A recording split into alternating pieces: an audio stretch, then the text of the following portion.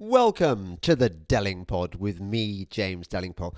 And aren't you lucky? This week I am actually giving you 2 podcasts because this is how much I care about you in these times of isolation and misery in the global pandemic. And I wanted also to say thank you for all the support you've given me. I am so grateful. It just gladdens the heart to know how many amazing people I've got out there. And I'm not blowing smoke up your bottoms. I genuinely mean it. I love the fact that often when I go up to London, or at least in the days when one was allowed to go up to London, how about half the time I get people coming up to me and removing their earphones and say, I was just listening to your podcast, or I'm a great fan of the podcast. So thank you to you all.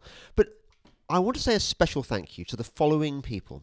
I've just been through my emails, and as you know, I'm really crap at checking on these things. I just wanted to name some names. These are the people who've recently, this year, supported me on Patreon, okay?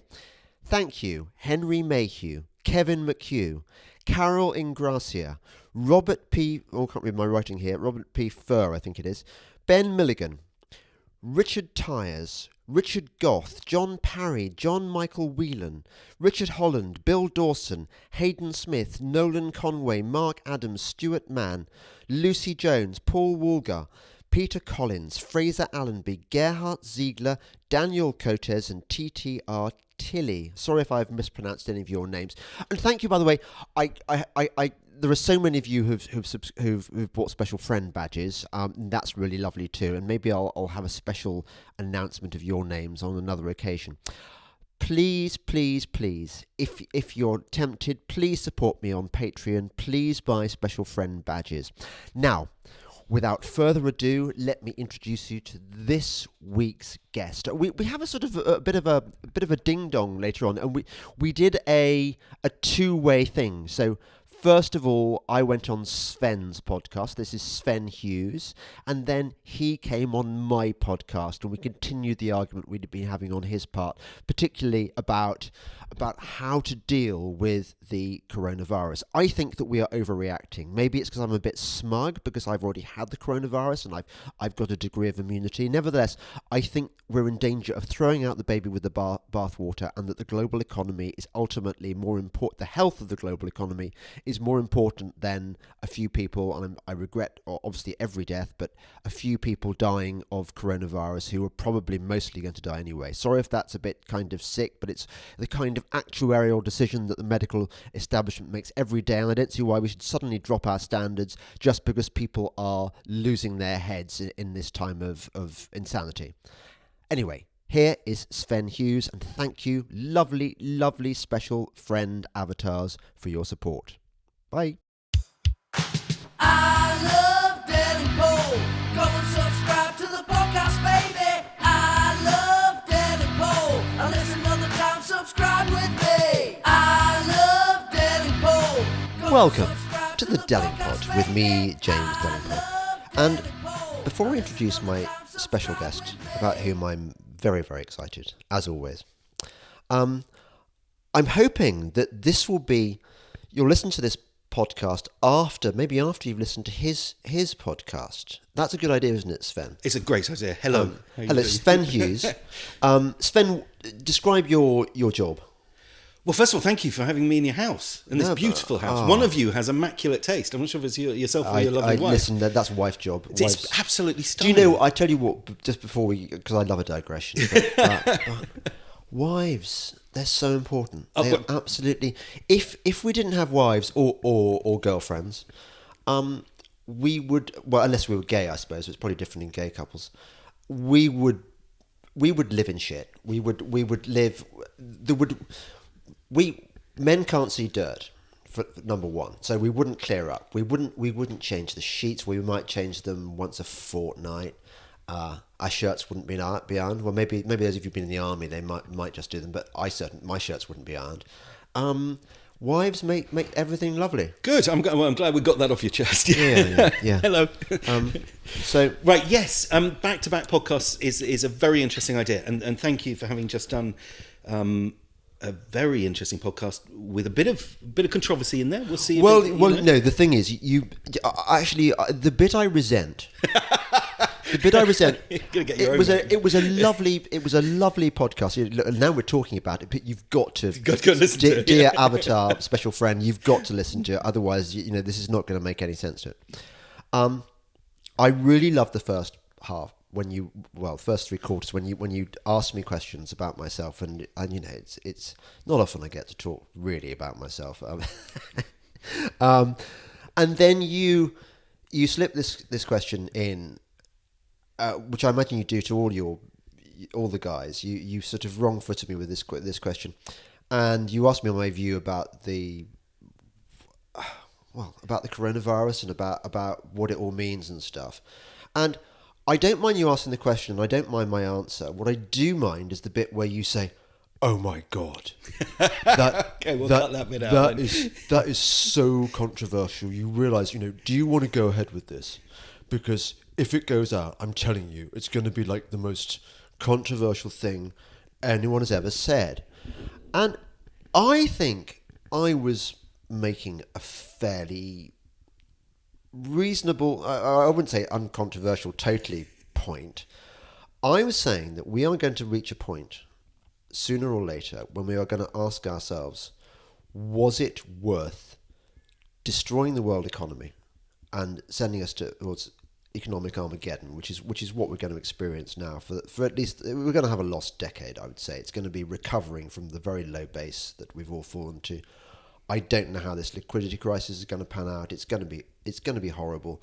It may usher in an era of much, much bigger government, which is what I'm very fearful of. Is it all worth it to save the lives of people who were pretty much at the end of the road anyway? People who are dying in their 80s, people often with underlying health conditions. And I totally want to stress, before we go on any further, just in case there are any nasty... I mean, this is the problem. We know how the left rolls. We know how the centre rolls, frankly. They'll pick up on any tiny thing. I mean, this is what Lawrence Fox had when he made his remark about Sikhs on my podcast. It was twisted out of beyond recognition. He was accused of a bad faith which was never intended. Let me just, for the record, say, I want everyone to live forever, ideally. I love my mummy and daddy, and I love we all feel the same way about our elderly relatives, and we wouldn't want them to succumb to the this virus, and we should do everything we can to save them. Nevertheless, I am concerned that we are going to pay the most terrible price for, and I've only come around to this way of thinking recently, because I was actually a big kind of, I've been warning about this. I saw this epidemic coming, this pandemic coming, and I've been concerned hitherto that not enough was being done.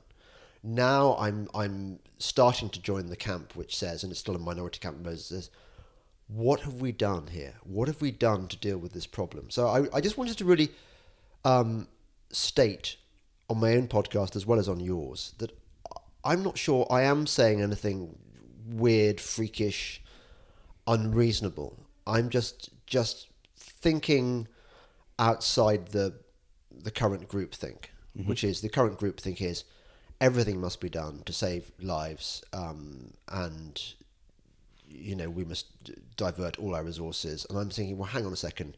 What if people haven't got a job at the end of it? What if people haven't got a pension at the end of it? What if even successful companies go to the wall? That's my concern. Anyway, so we can now talk about. Important to clear that up. About whether I've. Yep. Well, I sort of, I got weirded out actually. It reminded me of. I mean, I do admit that I have a tendency to shoot first and ask questions later. It was ironic because we'd just been talking about that in terms of your, whether or not it's contrarian, some of your journalism, or whether or not it was genuinely from a sort of visionary position that was sometimes difficult to, a bitter pill to swallow, and then to then move on to that. So it's kind of in the context of things. I think it was an interesting topic and an interesting response from you. Whether or not it makes the edit, we'll wait and see over the next few days. Yeah, we will. You asked me whether I'm a contrarian or not, and I said no, I'm not a contrarian. What I am the little boy who says that the emperor is wearing no clothes, and the other people in the crowd, some of them think, yeah, well, he's got a point there. A lot of them are frankly embarrassed by me. How could anyone be so rude as to point out the emperor is wearing no clothes? You know, we all get along fine looking at the naked emperor and pretending he's got these lovely clothes. Why are you rocking the boat? And this is the curse of being of telling truth to power, or just telling the truth generally. I mean, there's that famous thing that Orwell didn't say. In times of universal deceit, truth-telling is a revolutionary act. I don't know who did say it. I think just somebody said it, and then what they did was they put it in a white on black box in front of an image of George Orwell and put it out on Twitter, and suddenly everyone thinks George Orwell said it. I want to stress that I know George Orwell did not say this thing, but it does make a kind of sense.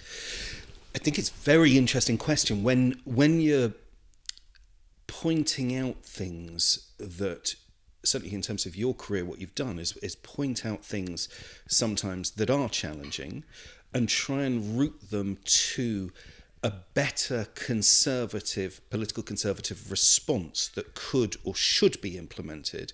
That's where I get excited. So it's not just pointing out that something's wrong, it's then turning around and saying, and here is a political philosophy that could do it better, or could be more fitting for our times and more bring out the best in people. That's when it becomes really the grit in the oyster for me that makes the pearl. But I think just throwing stones is neither here nor there. It's having a more articulate and informed debate on important issues. That's great. That's steady exciting. there, Sven. Yeah. I think throwing stones is bloody great fun. There's a lot of people that do that. And doing snark and doing put downs, which is about 50% of my life. Okay. I don't want to take that off the menu, because that's the amuse-gueule, and that's the nice sugary bit you get at the end on top of the dessert. You know, which a good French restaurants throw in.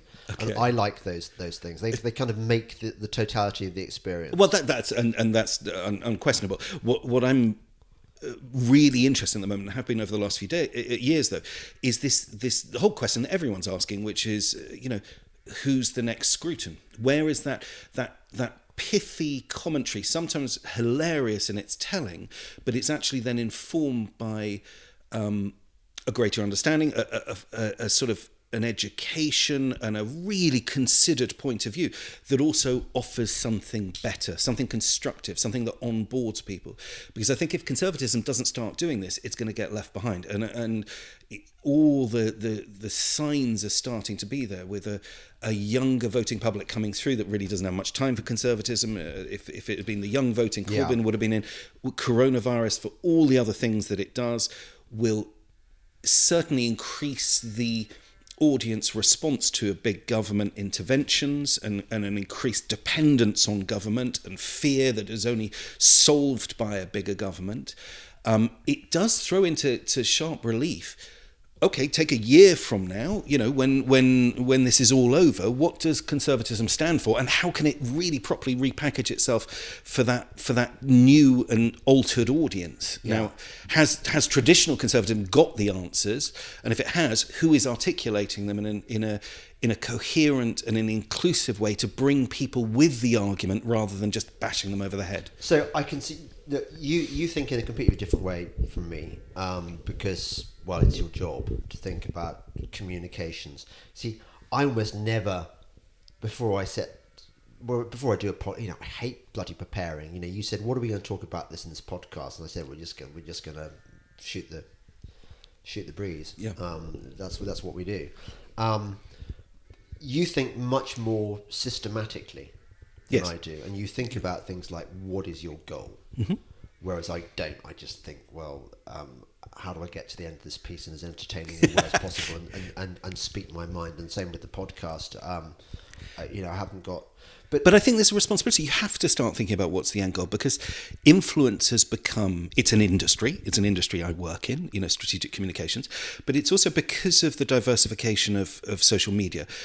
Everyone can have a voice, but if it's not effects-based, if they're not driving towards something, then that's incredibly, it can be very dangerous. It can also be very tiring. Dad. Yeah. You want me to... I did mention to you in the previous podcast, the one I did with you, that I'm on a holy mission to save the world, which I've always believed. I sort of want to do it on my terms, but actually, if you were my careers advisor, and you are quite good at that kind of thing, where am I going wrong? Or rather, how could I make myself even better, if it's possible? Yeah. Well, probably just reinforce your success. I mean, you are quite possibly one of the few outliers within conservative thinking. There was Douglas Murray, Hitchens, a few others, and yourself. Some of them have gone slightly more mainstream than others out of that group, and that's fine. There's nothing wrong with that. You mean Douglas? I wouldn't like to mention names, but it's like layers of an onion, isn't it? And different people are on different layers of the onion, and there's a role for everyone. You have spent a career sort of at the edge of that envelope, through Breitbart, through perhaps the Spectator is more the mainstream side of that. Yeah, but bloody hell, Sven, I'm not. This is what really. One of the things you've cultivated. You can't complain if you're perceived as a. Yes, of course you have. I have not. Rubbish. I have not. Then you're being self-delusional. I'm not. In answer to your question, what should you do? What I hope you're going to do is take this coronavirus lockdown that seems as though it's around the corner, and sit down and write the new manifesto for a modern conservatism that no one else has done. And that's what I hope you're going to do, because that would be taking your responsibility seriously as a voice in this arena, with a view and a projection into the future, which is sometimes extremely pertinent. It will probably be quite controversial, some of the stuff that you say, but I hope that's what you do, because then we can all learn from that and have a debate around it, and from that the fresh ideas get formed. What worries me is that conservative thinkers and influencers are all standing around saying, who's going to be the next person to do it? And no one's actually doing it. No. Well, no one wants to be the one that gets shot by sticking his head above the parapet. But you have that as part of your if I may say, your sort of public DNA is almost the sacrificial lamb. You take the hit sometimes. I'm like baby Jesus. Yes, exactly. Without question, this is a messianic complex. Yes.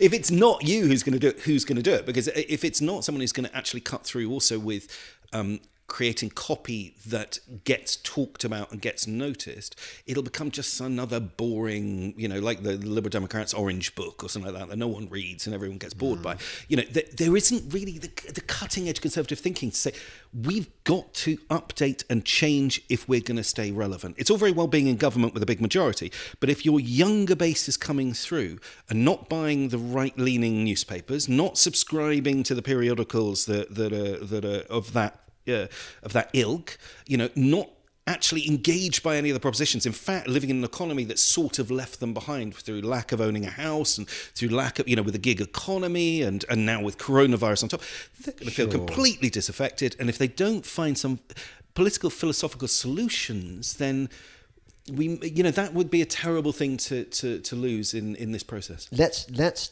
talk briefly, and we can come back to this.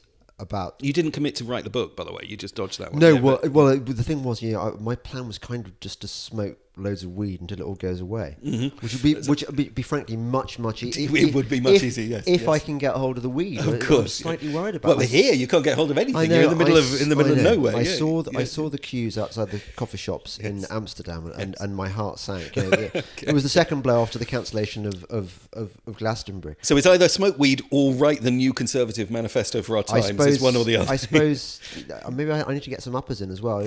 Be Hunter S. Thompson. Well, this coffee will keep you going. That's true. That's true. Yeah. That weirdly, this coronavirus and global meltdown has or will done my job for me to a degree. I mean, obviously there's work still to be done.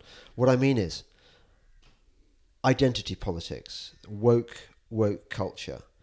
the whole green thing, which I was going to, you know what? I was going to make a documentary, a global warming documentary, which was going to expose the stupidity of the way that a whole chunk of the global economy has been diverted to this completely time-wasting, money-wasting obsession with a non-problem.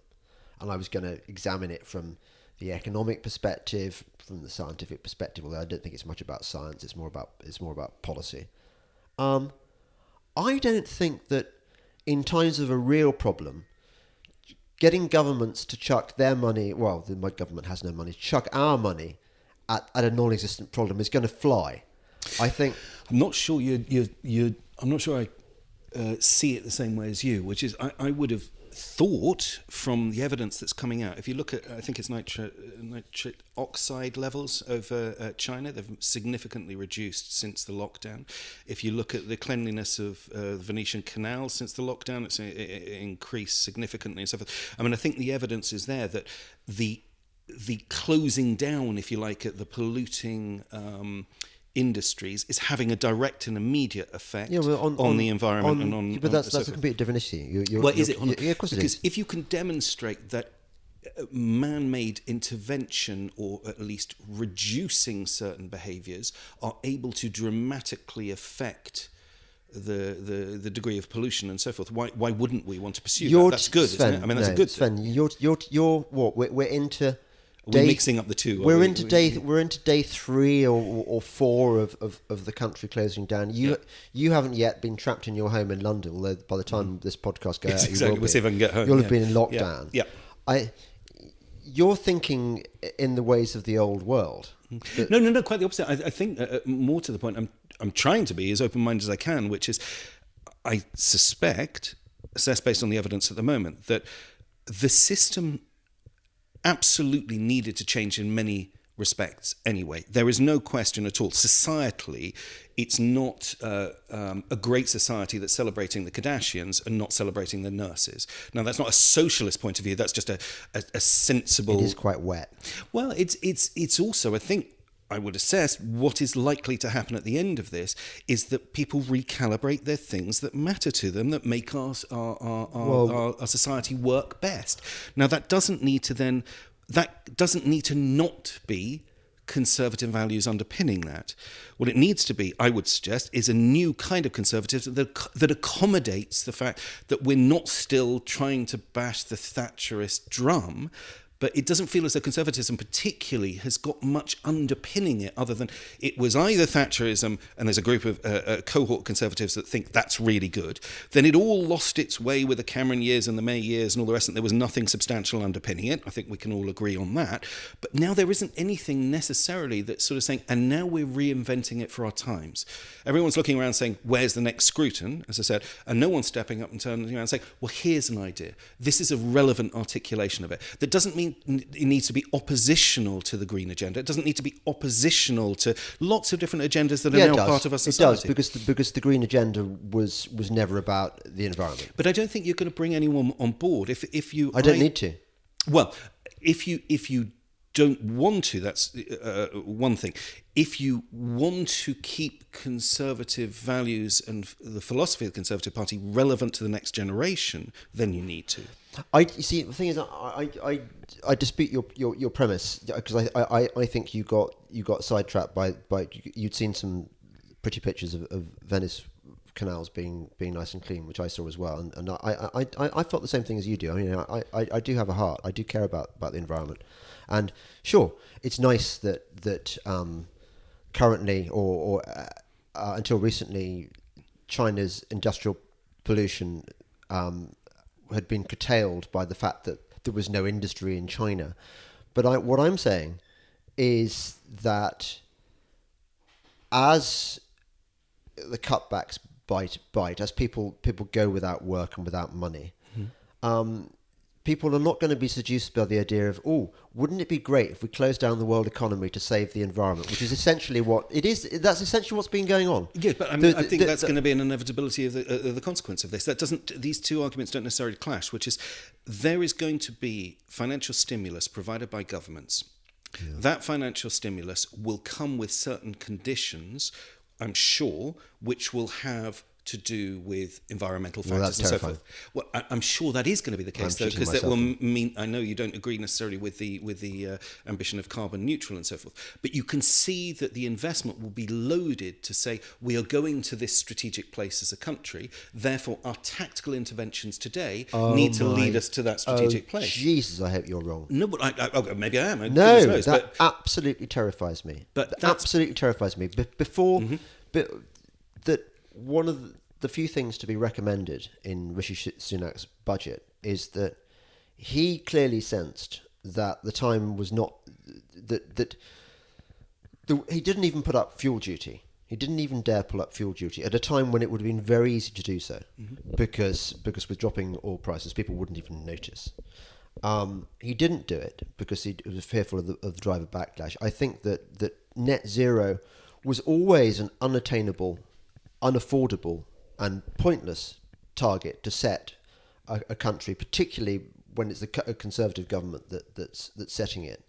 I think that if you're going to divert a significant chunk of the economy, say 2% of GDP, towards a non-problem, and you're in a time of crisis, and you're looking around for how can we save government money? How can we save taxpayers' money? How can we get some money spare to spend on things that really matter?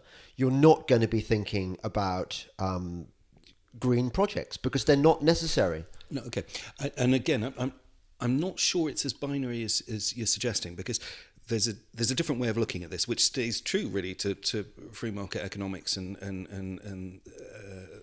at the same time, which is, if you're incentivizing people, the global market is towards that. The global people want to buy that. They want to agree, and they will. Of course, one of the lessons from this is nature's giving us a good slap round the face to say how powerful nature is. I mean, that's one of the consequences of coronavirus, which is, hey, we better take this a bit more seriously. Whether or not you call it green, not green, and so forth, that's a subtext of what's going on. Is this is a natural thing that's happening, and the consequences of us underinvesting in certain areas, we're going to pick up the pieces of that now.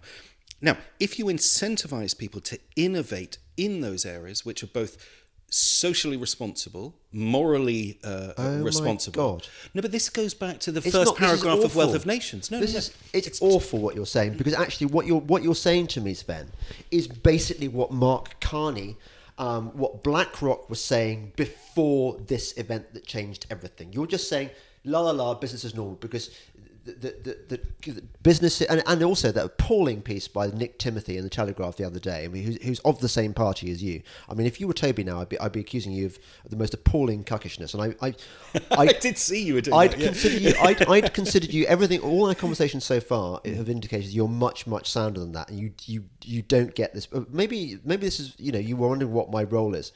It's clearly to squash outbursts of cuckery from people like you, because it's frightening. What BlackRock were trying to do, what Mark Carney was trying to do, these are green ideologues, or rather people big government people who saw the environmental movement, and still see to some degree a means of advancing their communitarian ideology. That BlackRock were going to try and punish companies for not considering their carbon. But that's punitive. That's not what I'm saying. That's totally not carbon what I'm saying. neutral. Yeah. I think you were. No. What you're saying, Misrepresenting. Okay, let me. One is punitive. One is incentivizing the markets to endorse a different strategic direction, which is in everyone's interest. Take big data, for example. It's quite clear. I'm going to set up my own company as a consequence of seeing there was malpractice within the use of big data 10 years ago. I could see it coming. So I made a business decision, which is, well, there's benefits of using data, but we're not going to do it like that. And gradually the market will understand that what we've got as a product, therefore, becomes more and more relevant and more attractive as the more and more people understand that actually there's a malign influence using data as well. And that can drive an economy. So you make moral choices in terms of both your investment in the private sector, but also your skill set that you're recruiting against, and you have a clear moral compass of where you're going, and every single thing that you do that's tactical is delivering against that strategic ambition. I think we start needing that more in our country. We can see that within nanotech, we can see in big data, we can see in environmental, we can see major growth industries, artificial intelligence, another one, which also have moral responsibilities and societal responsibilities. This goes back to the opening paragraph of Wealth of Nations, which is profit, which is then used for social good. That was the principle of Wealth of Nations, and everyone misunderstands that when they read it. He talks about the invisible hand, that these things come naturally. They don't. It's not.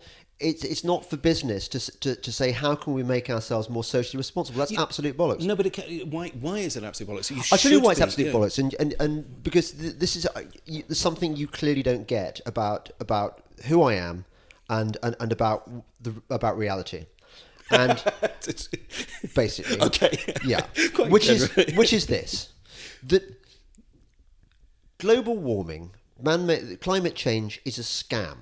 It's not based on any credible science. There is no evidence whatsoever that there is that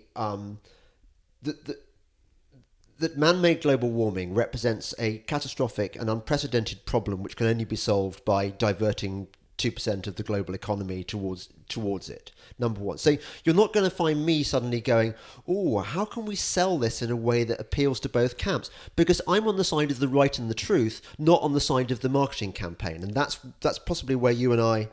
Okay, I would obviously like to come back on that, which is, I think I'm right in saying my position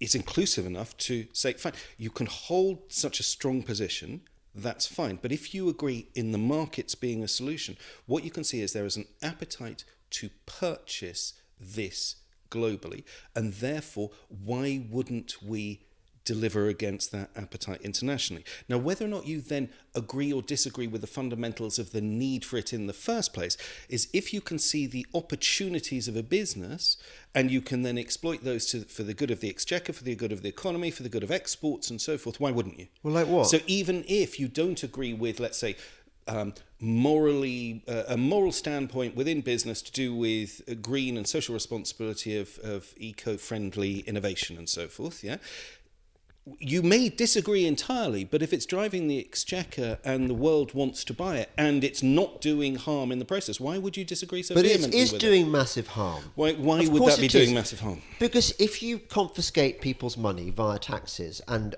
or restrict their freedoms by regulations towards an end which is pointless. But I've just said it's not the punitive route that I'm suggesting.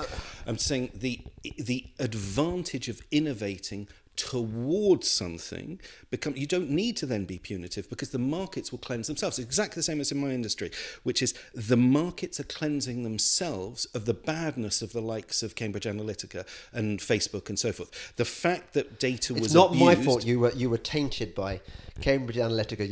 You're dodgy. Your dodgy past. Don't take your dodgy past out on me. First of all, I did not work for Cambridge Analytica. Well, I made that clear. But I worked for their predecessor and left their predecessor exactly for these reasons. Okay. Yeah. Look, I'm just. When I was looking at my screen there, I wasn't being rude to you and saying.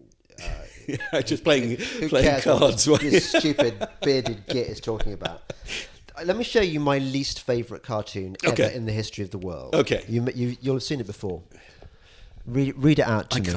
Okay. Well, describe. Okay, so it's the climate summit, and there's someone on the stage with green jobs, livable cities, renewables in the background, and then someone from the crowd saying, what if it's a big hoax and we create a better world for nothing? Okay, exactly. Yeah. Do you know why I fucking hate that cartoon why so do you hate much? that? Yeah. Why can you not work it out? You're not stupid. Yes. Okay. You are absolutely of the opinion that you're doing self-actualizing here, which is you have taken a position as a journalist and you write copy regularly with your standpoint on this, and people now know you for that, and you trade on that for commercial returns. No, you do.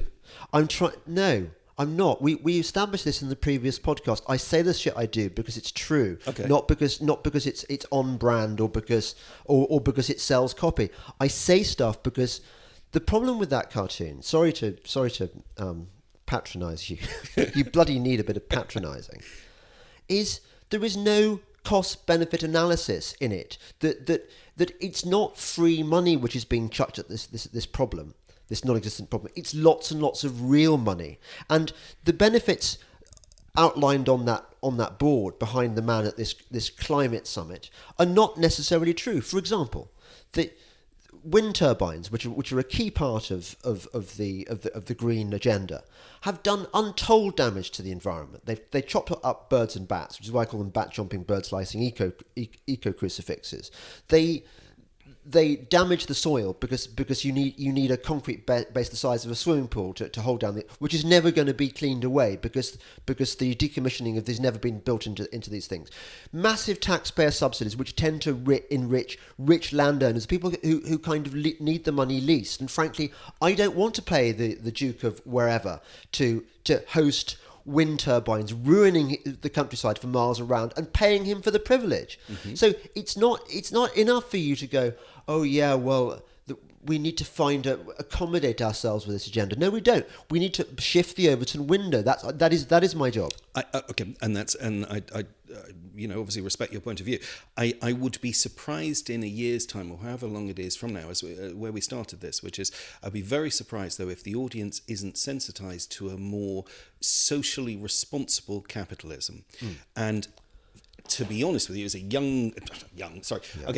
middle-aged conservative that's come through, I think socially responsible capitalism has been long overdue. What? We've had nothing but. No, we haven't. That's exactly the point. There has to be a recalibration of capitalism. And that's not to say it flies in the face of free market economics. What it's doing is incentivizing and making more value in companies that are taking their footprint in lots of different ways more seriously. There is economic advantage in doing that. No. There can be. And I can I say I really dispute your premise that this hasn't been going on already. How do you think Steve Hilton made his money? Mm-hmm. Okay.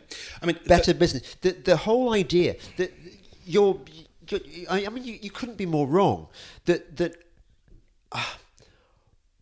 For years, I mean, one of the things I've been railing against is the way that I believe the business of business is doing business. It's to generate value for the people who matter, who are, after all, the shareholders, the people who risk their money on the fortunes of this company and hope that it will do better by providing services that people want. That is the function of business. What's happened to business, and what was very much happening until this complete global collapse, was that businesses increasingly were not doing business. They were engaged in the business of corporate and social responsibility. They were run by the human resources departments. These girls that are kind of have no interest in the business making a profit. Were very interested in having kind of diversity awareness days and ensuring that enough LGBTQ people were recruited and stuff like this, and having special transgender flag days and so on, and distracting, creating a layer of compliance which eats into the bottom line, which stops companies doing what they do. And here you are saying, well, one of the lessons of coronavirus is we must have more of this crazy shit. Well, okay, there's a vast amount of caricatures that you've just painted into that argument. Yeah, but I'm quite cross with you. Yeah, exactly. Yeah. But do you spend much time in boardrooms at the moment? Do you spend much time in boardrooms? I hear horror stories from entrepreneurs who have I do. I spend a lot of time in boardrooms with very big companies on the FTSE 100 and 250 and so forth around the world. Yeah. I don't think it's fair to say that anyone is missing the point of making profit in those boardrooms, and I don't think it's fair to say that they are being run by the HR departments and so forth. Okay, I think there is a general awareness though that making profit also has to be done increasingly now with a sense of social responsibility. Now that doesn't need to fall into the trap of sort of woke arguments and so forth, which takes it into a caricature world, but I think there is certainly an increasing awareness in certainly the client base that I deal with, which is, hold on a second, we do have to take this seriously, and we do have to take this and be responsible. And we should, and we can, if we change a bit. It doesn't have to come at the expense of profits. What they are looking for is, in fact, if we do that, will the general public recognise us and value that as a consequence and buy more of our product? So now they are actually almost legitimising an increase in their value by their almost like evolved capitalism, and I think that's a very good thing. What's wrong with that? That's it's appalling.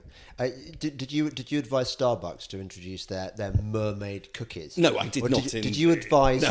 Did you advise Gillette to shit all over men by telling them that they're basically sexist pigs? No, look, there's a right way of doing this and a wrong way of doing this, and I can't comment on any of the other companies that have either, in your mind, whether or not they've done a right thing or a wrong thing. I don't know what their sales then did as a consequence of this, but I can only say from my own experience, as I said, in boardrooms very regularly with very serious clients and very serious governments in this space. Clients as well. are very serious. They're clients. No, but I mean, sorry, from sectors that are having to evolve into this space. I have to say, from a conservative point of view, I think we've got to be really, really careful as conservatives not to be too reactionary against this, which is it's either Thatcherism or it's a dilution of the principles of conservatism. No. I don't see it as that, and I think that conservatism needs to grow up a bit and start finding some new principles for the new world. And I think that's slightly what's missing at the moment from the politics of conservatism, not just in this country, but perhaps more generally across Europe and so forth, which is middle ground conservatism, which can go all the way across to quite avaricious capitalist thinking as well. At the moment, hasn't almost got its heartbeat, and people don't know what it stands for, and so it becomes this nonsense of nothingness. I think you're just describing the recipe for that nonsense of nothingness. Did you see that? Did you see that huge pile of green vomit on the floor that just I was just okay. feeling... Let's take defence. So I was very lucky to interview General Sir Nick Carter a couple of days ago. Now, it's really interesting to hear the head of our armed forces talking about that need to move more into the information battle space and so forth. This sort of responsibility to say it isn't good enough just to go and shoot everyone. Yes, that can be done, and that has been done for many years, but actually there's a moral responsibility here, and to hear him talk about that as well. This is I think a really healthy thing for our society to be doing. I would certainly assess, looking at social trends and so forth as I do for my career, that coronavirus is going to exacerbate this. I'm not sure it's helpful taking such a binary position that you take, which is throwing it all out and saying it's all nonsense, well, wokeness. No, it is. But you're it is objectively true that it is all bollocks. And are you familiar with my the dogshit yoghurt fallacy? No. Okay. Briefly, there are some people who like fruit in their yogurt. They think blueberries and stuff like that, or banana or mango is the best way to go into yogurt. There are other people who think that what yogurt really needs to improve the flavour is dog shit. What you're advocating is essentially the dog shit yogurt fallacy, which is that actually, okay, so basically fruit's the right way to go, but let's put a bit of dog shit into the yogurt just to keep the people on the dog shit side of the argument happy. But I'm sorry, I don't mean to condescend to you, but I'm not sure you're seeing the economic reasons that this is a good idea as well. Let's take... I'm vaping at the moment. You may have heard that I'm vaping as I'm talking on this podcast. Okay, let's take... They're not a client of mine, but if we take PMI, Philip Morris International, they have come out overtly in the marketplace, turning around and saying, we are going smokeless. We understand that smoking kills you, that smoking is not in the interest of the smoker themselves. It's still a choice you can make, and we understand that some people do it, so there are cigarettes there, but for the majority of the well-being going forward, we are going to go smokeless and invest in what they call IQOS. Now, another thing I would ban, by the way. But hold on, wait. So, and look at what they've done in terms of their share price and their profits and so forth. So, by taking what they would, I'd imagine, would see as a socially responsible position on their own sector, on their own industry, on their own products, they've spent, can you imagine how many millions, hundreds of millions on the innovation, which they're going to see a return later on a smokeless product, and are now leading the way. So they've actually changed sides of the argument almost in terms of the regulators. No, they haven't. They've just... they've taken a perfectly rational commercial decision, which is that the public mood, the mood of the markets, let's say, because I don't like the public mood. The mood of the markets is tending towards the idea that smoking kills you. You know, the message has been effectively got across. You can't smoke in pubs anymore. It's much harder to smoke. Therefore, increasingly, vaping is the way forward. And they've innovated into a better space. You can gloss it over with your marketing language if you like. But basically, it's a company doing what companies have always done, which is saving their asses by changing the product to suit the times. It's not about what they haven't been doing is saying, I don't know, what about transgender smokers in Liberia? What are we going to do for them? Let's have a special initiative with a corporate and social responsibility in Liberia for Liberian transsexuals. James, you've got to be really careful that when you say you're coming from a position of red pill, that you aren't always coming from a position of black cap.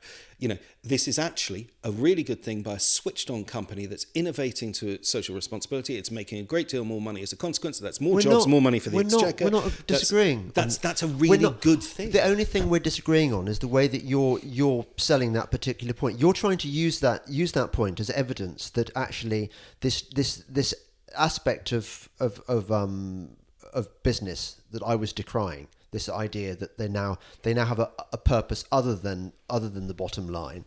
I'm saying that is a company going for the bottom line. They're saving their asses. It's not. You as a marketing man might seek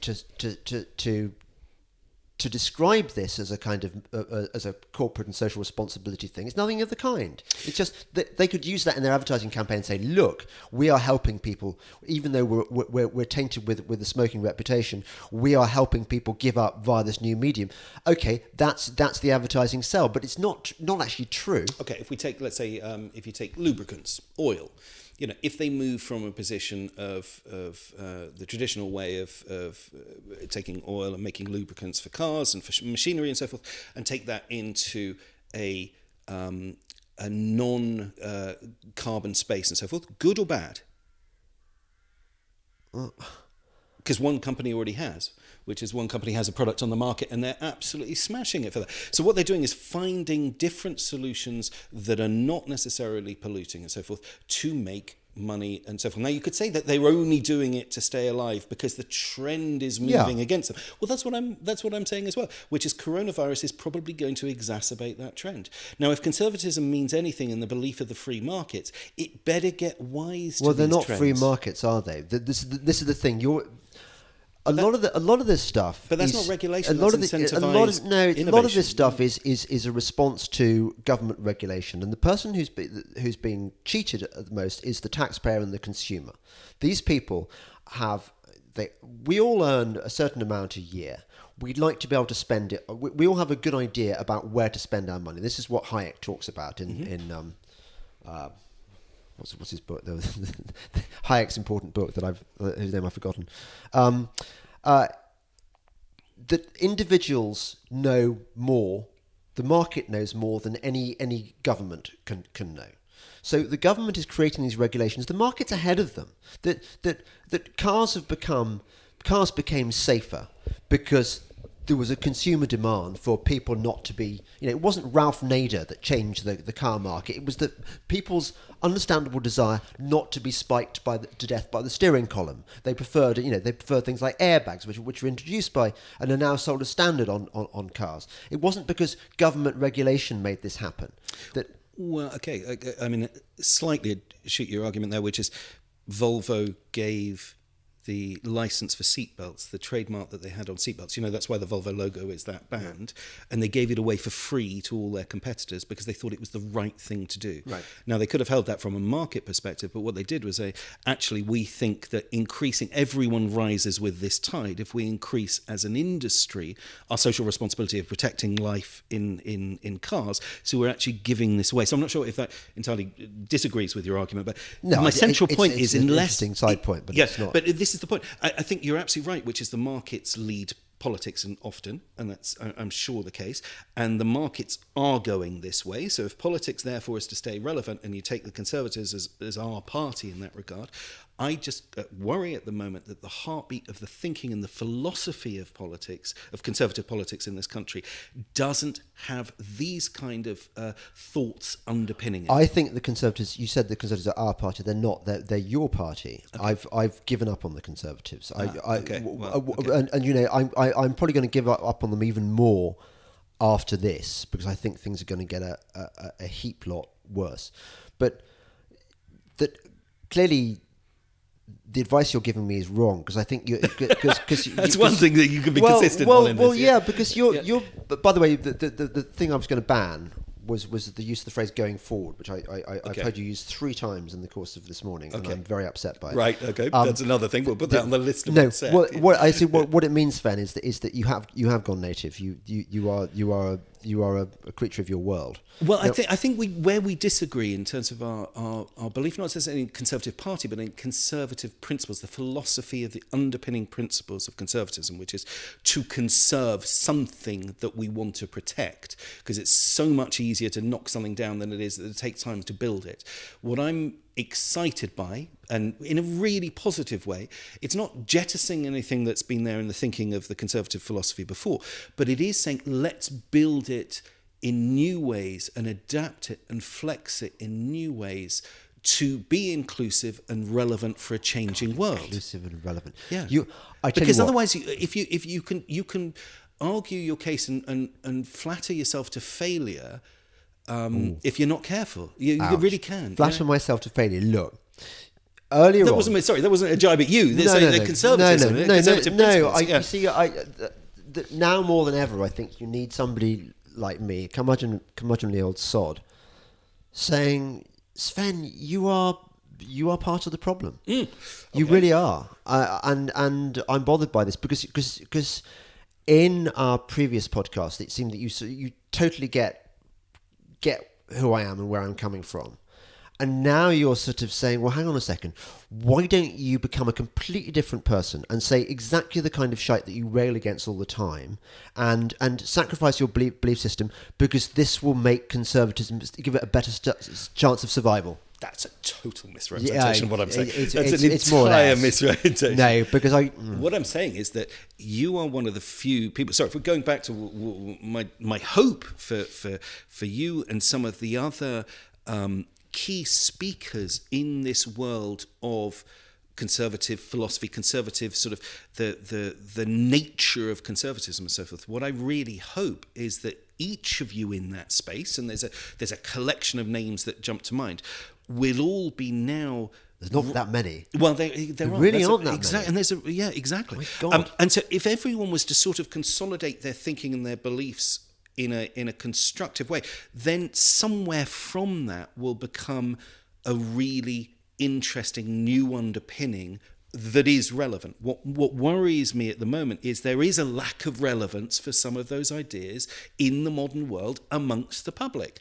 Now, it's not they didn't vote necessarily for Boris because of his conservative underpinning values. They voted for Boris because let's just get this done, Brexit, for Christ's sake. It's been dragging on too much and we're fed up with the Parliament the way they are. And we don't want Corbyn. And that's why they kind of borrowed the vote or lent the vote from the Red Wall areas, which was, we're not necessarily entirely supporting you in terms of your principles and values. Now, we want you to now demonstrate. Principles and values? He doesn't have any. But that's what I'm saying. He's the Sven Hughes of politics. Okay, I know that you take a hard position sometimes as a challenge to things, but I would say there's a lot of sense in what I'm saying, which is if conservatism is going to survive as a political philosophy, going into the next generation and seeding itself amongst the next generation, we better start taking into account what they're thinking, doing, and saying. Otherwise, you're just going to try and hit them over the head saying, you're all wrong, rather than here's a better idea. Do you agree? Can we get consensus? Do you want to come and take part in this? I'd say that's a really good thing for conservatism to do. No, I think this. To use another of my favourite analogies, you're worrying about dropping church attendance. So you think, I know what we'll do. We'll strip out all those wooden pews and we'll get one of the nuns in to play the guitar, and we're going to have rave music, and the kids will come flocking. And what happens is that you lose your your base market because they can't be doing with this stuff. You get a few kind of kids who are into evangelical Christianity, but you destroy the old-fashioned church. You've ruined the look of the church, and it doesn't work anymore. Okay, so what are we risking? Okay, let's take your point of view on this. What are we risking losing, do you feel, that are the underpinning values of conservative philosophy that we are risking losing at the moment, or maybe have already lost from your point of view? What are we risking losing at the moment? We are risking losing the idea that the private sector is independent of the public sector, and the philosophy of the state. We are losing the idea that businesses should be free to do whatever they want, and to live or die on the basis of their ability to find a market for their product and satisfy their audiences. Now, so we agree on that narrow. I totally agree with both those ideas. That narrow point. Yeah. What I'm disputing very, very strongly, and to the death, frankly, is this idea that businesses have got to go further than that. That somehow they've got to find this. That they've got to support this sort of fluffy view, which has come across from that. Look, but let me put it another way. Of course, it's in the interests of car producers to produce less polluting cars and safer cars and so on. But the way you're going, you want to push this too far, and the idea that there is any room at all for green values, as I understand them, in business after this catastrophe, I think is outrageous. Okay, first of all, I think I completely agree with you in the principles of conservatism that you said are at risk of being lost. I'm completely in agreement with you that those need to be protected, which is the private sector advancing in every single aspect of society, leading the way. Agreed. The idea that private sector needs to be able to behave on its own terms with minimal regulation to allow for proper innovation and for progressing things faster than even the public sector would sometimes even understand. Totally agree. That often happens, and that's where you get breakthrough technologies and so forth as well. As for the idea, though, that anything is being imposed on these sectors, which is making them do this in terms of some sort of woke agenda that's being imposed, I think that's slightly misunderstanding.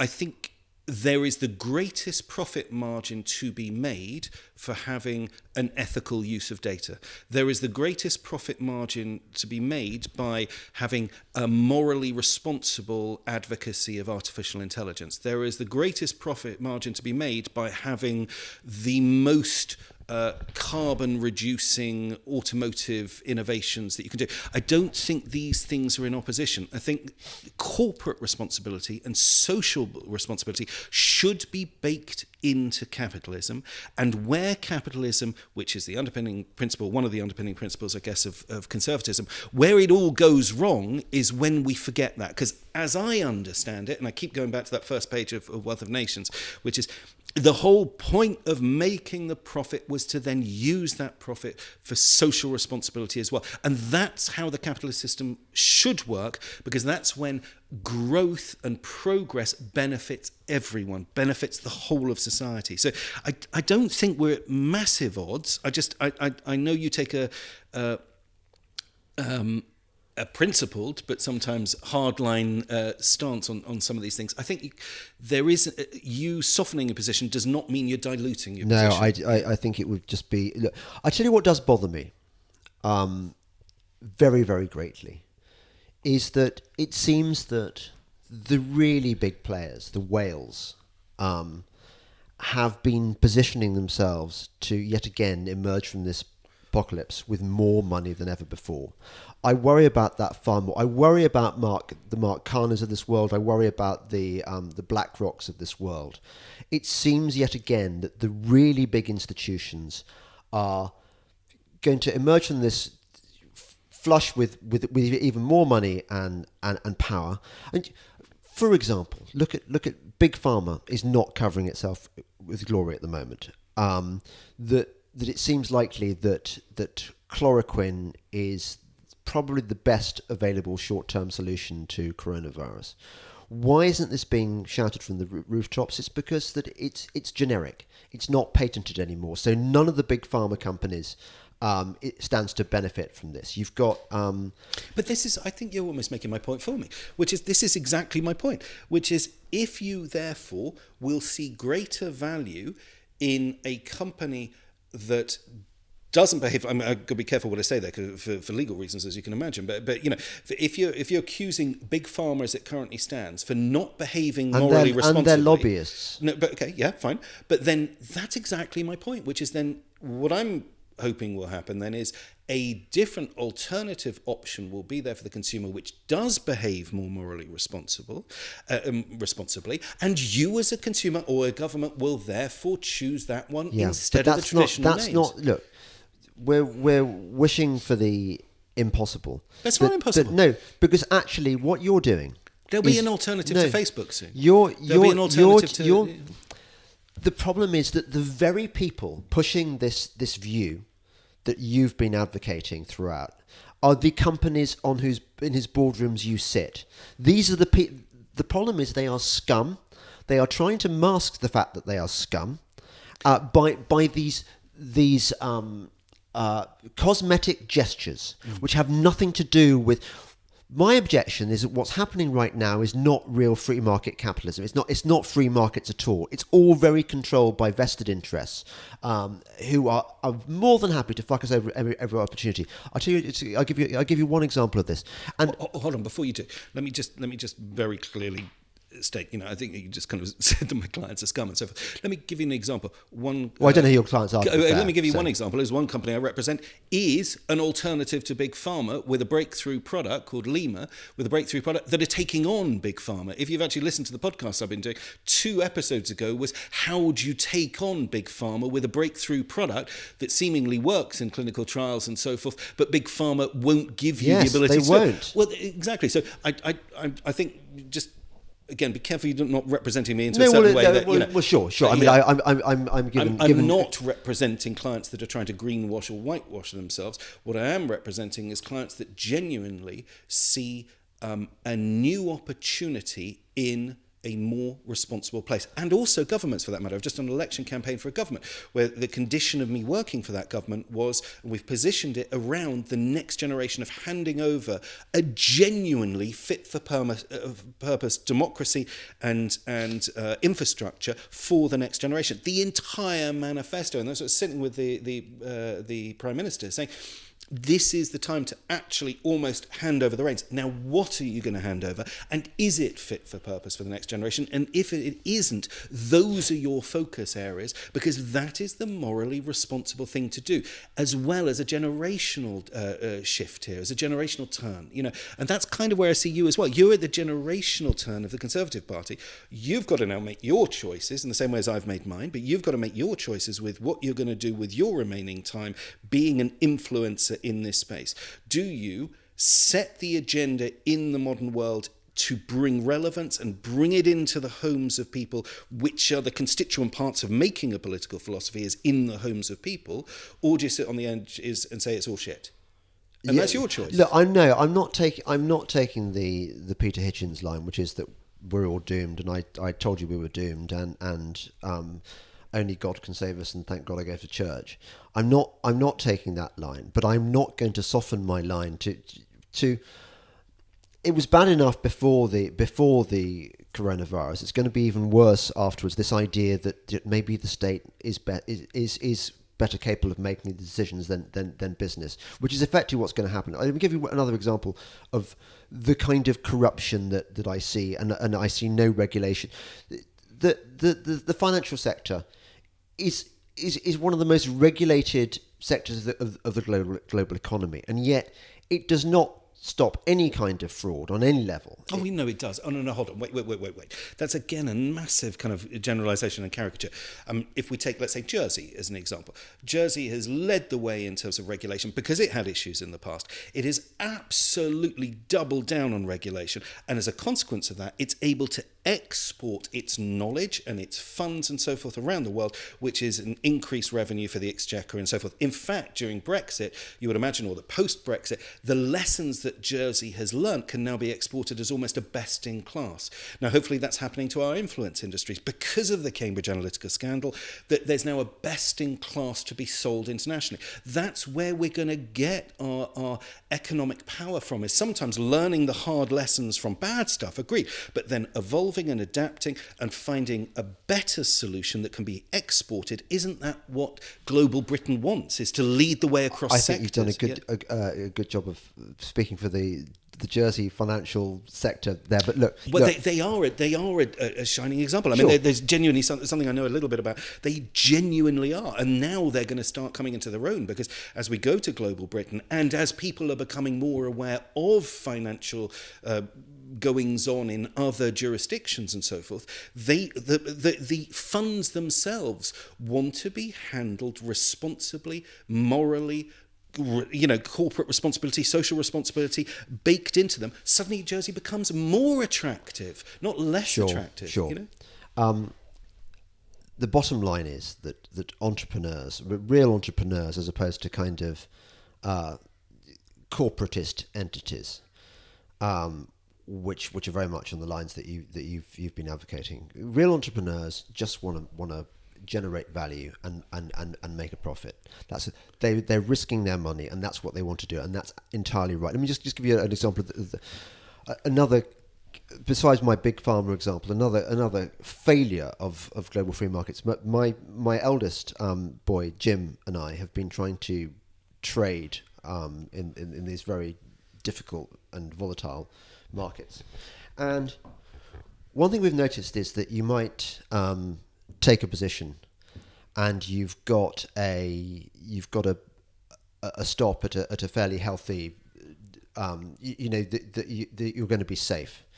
And what happens is that the whales either dump a stock and then rebuy it back in such a short space of time that you can't even see the bar on the 1 second trading chart.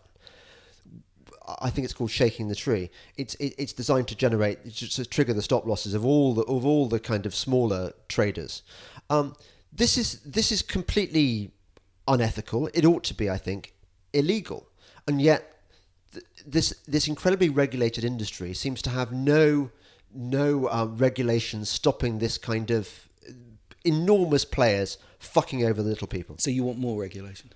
I want more effective regulation. Okay, fine. So then okay, that's a very specific thing. And anyone listening to this podcast who has I don't know about that, so I can't really comment on it. But I mean, that's a very, very specific thing that you could maybe write the next article on and say that's an outrage. Why is it allowed to happen? I don't know enough about it. But I suppose my bigger point is that we live in a world, and it's going to be even worse after this chaos, where a very, very narrow elite are fucking the rest of us over, and this is their time has come now. They are taking us up the arse like we've never been taken up the arse before. It's going to be awful. The Soroses of this world, they've positioned themselves to take advantage. That they're going to come out of this smelling of violets, and the rest of us are going to be poorer, more regulated at the end of it. And I don't think that you've really offered me any. Well, again, that's one potential scenario. There's other potential scenarios, and no one knows which way this is going to go. There's other potential scenarios, which is that the general public come to the conclusion at the end of this, which is actually the system as it was before we don't want any longer in the form in which it was, and so all those whales, as you say, that the public turns against them. Well, how are they going to be able to do that? Well, the companies can come and go in any economy. I mean, it's only about. Well, that's not true, though, is it? Actually, look at going back to our Branson example, for example. Mm-hmm. I think it's highly likely that Branson and his lobbyists are going to enable, are going to encourage the government to. They're going to make the case that. Of course, we need Virgin Airlines. We don't need Virgin Airlines. Well, I think it would be. They may make that case, and then it will be for the public to decide. As if they were given. It won't be the public decides. Well, hold on. If the public was to decide at the end of this that if they were to receive a bailout, which I don't think is confirmed yet, and they also asked all their employees to take 8 weeks unpaid leave during the time, then the markets will decide if people want to buy tickets on Virgin Airlines going forward. Bailout or not, there will come a point at which public mood and sentiment can then make the decision commercially whether or not they still want that brand to be their carrier of choice. I don't know, because the public are not really motivated. That's not how people think. They don't go, well, Virgin's had a bailout. Virgin offers me the best.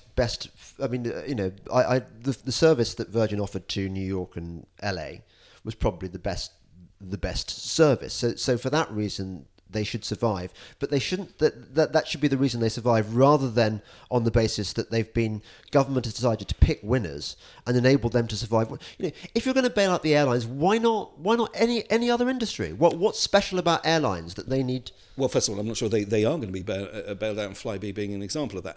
But secondly, I think you can't have it both ways. If you believe in the markets and you believe in free market economics, it is then for the consumer to decide where they spend their money. The consumer does have the right and the choice with its internet provider or its airplane provider, with its flights and so forth. It has the choice where it spends its money. No, that's a kind of Weasley argument, because that presupposes that rational individuals are going to be motivated more strongly by the desire to punish an airline for having a government bailout than they are for their desire to have a cheap, comfortable flight, which is just rubbish. But it depends on how the system recalibrates itself after such an event as coronavirus. And this is exactly as I said. There will come a point, I would imagine, this is almost the central to our entire conversations this morning, which is I'm starting to see that as the psychology that it was in the consumers was from coping to edging. They'd been coping through austerity and so forth, and they were just getting to the point after Brexit, which is, right, now we're ready for edging. Now we want to see the return on our investment for going through this austerity. Now coronavirus has come and absolutely kiboshed that psychology, and they're back into coping again. There is a sort of pent-up desire for edging at the end of this, psychologically, from coping to edging. So what's now, edging? Edging is making sure that you get some advantage now from playing your cards and playing your hand. So my family need to benefit because we've been sort of pent up that we haven't been able to afford a house. We haven't been able to afford this. Our rates have been so low on savings and so forth. The NHS has been underfunded. But there's going to come a point at which I would imagine that society, because it's going through something like this together and is forming new structures and bonds at a societal level, which is already happening online. You can see it happening. And there's a new value system that will probably come through this. The less of the celebrity culture, more of the local heroes and the real heroes in our communities doing things. It'd be really interesting to see what comes out the other end of that. But again, you see, I hear you talking about the maybe. You see, you've already decided which way it's going to go. I'm keeping an open mind. I'm just trying to keep. I'm trying to anticipate where the audience. That's my job. Is to trying to read the runes in terms of where sentiment is going. There are certain scenarios. I'm not saying it's going to be one or the other, but certainly for my clients, what I have to try and do is anticipate all potential scenarios and make sure that the clients are therefore aware of where it could go. And it's not right to say that it'll just default back to the way it was before.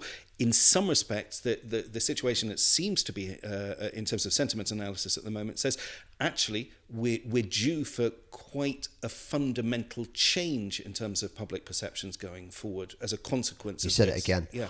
I'm just going to pause a second. So I want to go and look something up. So I just looked it up. So Germany has 29.2 intensive care beds per 100 per 1,000 people, and Britain has 6.6. Now, you were suggesting that what the people might start saying is, well, maybe maybe our NHS was underfunded. That is completely the wrong way of looking at things. The question to ask is, why, given the money we've pumped into our healthcare system, is it still so utterly unfit for purpose that it cannot cope anything like with a major disaster like this? So pumping money into a broken system is not the answer. What we should be looking at is, why is the German healthcare system so much more effective? Why have they got more beds? What economic model can we use to make the NHS work when it hasn't done for years? It's a white elephant. I totally agree with you. Okay. I absolutely, completely agree with you. And that's what I'm saying, is that I think we're going to come through this, and those kind of questions will be asked. Now, the people will come from different political points. What I'm just hoping is that conservative philosophical points will be at the right sort of standard to involve people in a sensible way in that thinking, rather than it just becoming the same old Thatcherite arguments, knee-jerk arguments, which won't be necessarily relevant for this audience. Obviously, we could carry on ad nauseum arguing about. You're sort of throwing out that word Thatcherite as though kind of there is this uncaring, heartless form of conservative that we've got to get rid of and replace it with a consensual, nurturing conservatism. I'm saying, which is why this is a circular argument, that this is exactly where the Conservative Party has been going wrong and why it's so shit and why I'm fearful about everything that's going to happen afterwards. And with that reason, I'm really looking forward to reading the book that you're going to write when you're on lockdown. I know. Well, that's the thing. I think that's probably this is where you are right. Anyway, Sven, it's been great arguing with you. Great. You've certainly annoyed me. But I like you very much, and I generally, I like a good ding dong. And good luck with your lockdown. Thank you very much. London. Thank you, and I'll see you in a year, and we'll have this and see which way it went. went. Yeah, quite. Okay. Well, I hope I haven't depressed everyone too much. Thank you very much for listening. Bye bye.